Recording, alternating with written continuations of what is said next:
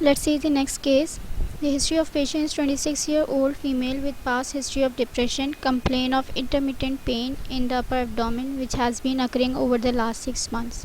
Pain generally occurs 2 to 3 times per week after eating. Pain occasionally radiates to the sides, lasts 30 to 60 minutes, then eases off gradually. Pain is not associated with activity, body position, time of day, or menstrual cycle. Patient cannot describe any exacerbating or mitigating factors. Occasional nausea, no vomiting, no heartburn. Occasional nausea है लेकिन no vomiting and no heartburn. No alteration in bowel habits, no melena or hematochezia. She has gained approximately 10 pounds in the last 6 months. Review of systems otherwise normal, non-smoker and no alcohol.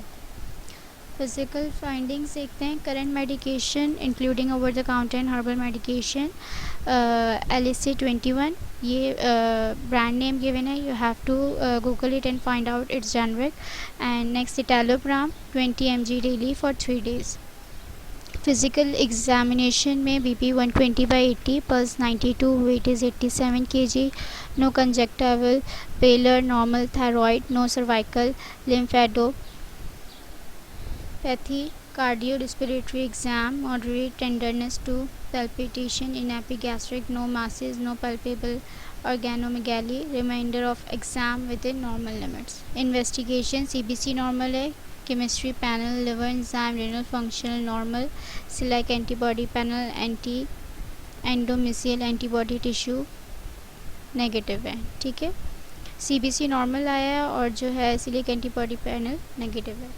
अब हम questions की तरफ move करते हैं.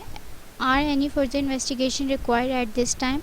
Patient के case को अच्छे से दोबारा पढ़ें, हिस्ट्री देखें और उसके सिम्टम्स को देखते हुए इस क्वेश्चन को आंसर करें कि फ़र्दर इन्वेस्टिगेशन रिक्वायर्ड है. ये जो इन्होंने इन्वेस्टिगेशंस दो करी हैं CBC और सिलिक एंटीबॉडी पैनल, क्या ये काफ़ी इन्वेस्टिगेशन या फर्दर कोई और सिम्टम्स के बेसिस पे इन्वेस्टिगेशन ज़रूरत है. और what are the treatment options, और जो सिम्टम्स हैं उसके अकॉर्डिंगली क्या ट्रीटमेंट ऑप्शंस हैं. ये क्वेश्चंस आप लोगों को आंसर करने हैं और फिर आपने मुझे मेल करना है.